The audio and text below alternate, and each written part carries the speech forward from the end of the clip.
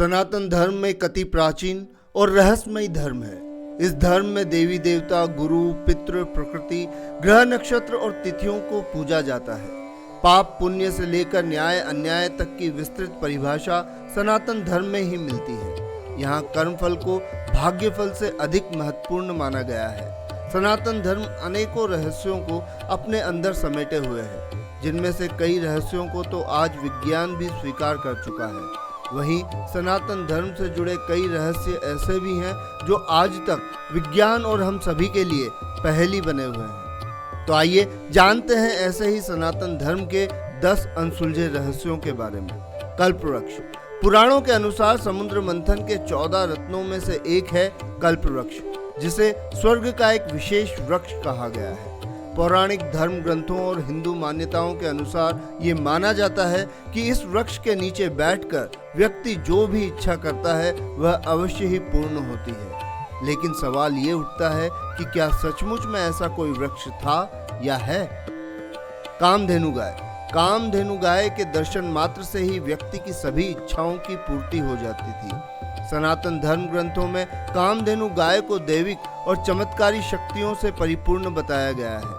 कामधेनु गाय के दूध को अमृत के समान माना जाता है और उसे पूजनीय और माता स्वरूप बताया गया है। ऐसा विश्वास है कि गाय में 33 कोटि देवी देवताओं का वास है। इसी कारण सभी गायों को माता कामधेनु मान पूजा जाता है। शंख। शंखों की शक्ति का विस्तृत वर्णन महाभारत और पुराणों में मिलता है। क्या शंख सचमुच हमारे सभी प्रकार के कष्ट दूर कर सकते हैं? क्या शंख वास्तव में व्यक्ति में शक्ति का संचार कर सकते हैं? शंख के महत्व और उसकी शक्तियों का वर्णन देखिए कुछ ऐसे प्रश्न हैं जो सहज ही मन में आते हैं।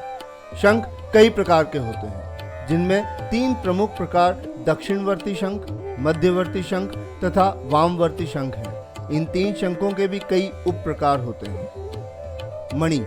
मणि एक प्रकार का चमकता हुआ पत्थर है। अभी भी मणि होती है या नहीं, ये अपने आप में एक बड़ा रहस्य है।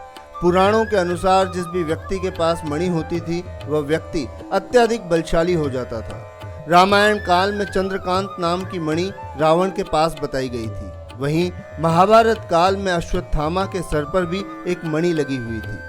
पुराणों में कई प्रकार की मणियों का वर्णन मिलता है, जैसे कि नीलमणि, चंद्रकांत मणि, शेष मणि, कौष्टभ मणि, पारस मणि और लाल मणि। कहा जाता है कि पारस मणि में लोहे को छूकर उसे सोना बनाने का सामर्थ्य है। उड़ने वाला सांप। शिवजी के प्रमुख गणों में सांप भी एक है, जिसे शिवजी सदैव अपने गले में धारण किए रहते हैं। सनातन धर्म में नाग जातियों का एक लंबा इतिहास रहा है। यहाँ इन्हें नाग देवता के रूप में पूजा जाता है। माना जाता है कि 100 वर्ष से अधिक उम्र हो जाने के बाद सांपों में उड़ने की शक्ति आ जाती है। मणिधारी, इच्छाधारी, उड़ने वाले 1 फन से लेकर 10 फन तक कई तरह के सांप धर्म ग्रंथों में वर्णित हैं। दक्षिण एशिया के वर्षावनों में उड़ने वाले सांप पाए भी जाते हैं, जिन्हें वैज्ञानिक भाषा में क्रोसोपेलिया कहा जाता है। पुनर्जन्म। पुनर्जन्म का सिद्धांत सिर्फ सनातन धर्म में ही देखा गया है। बाकी किसी भी दूसरे धर्म में पुनर्जन्म को नहीं माना जाता।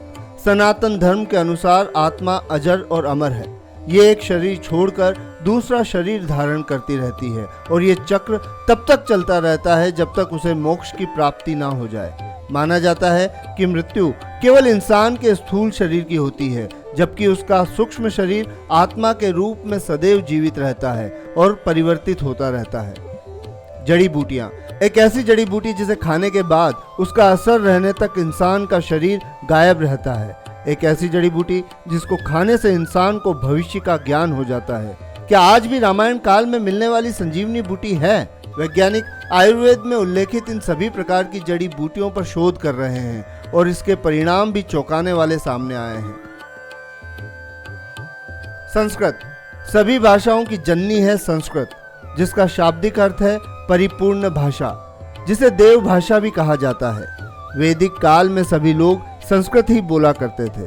संस्कृत भाषा के व्याकरण से ही अन्य सभी भाषाओं के व्याकरण का विकास हुआ है। आधुनिक वैज्ञानिकों का मानना है कि कंप्यूटर के उपयोग के लिए संस्कृत सर्वोत्तम भाषा है। संस्कृत भाषा की रचना नहीं अपितु खोज की गई है। पणिनि ने दुनिया के पहले व्याकरण ग्रंथ को लिखा था, वो संस्कृत भाषा में ही था। जिसका नाम अष्टाध्यायी है।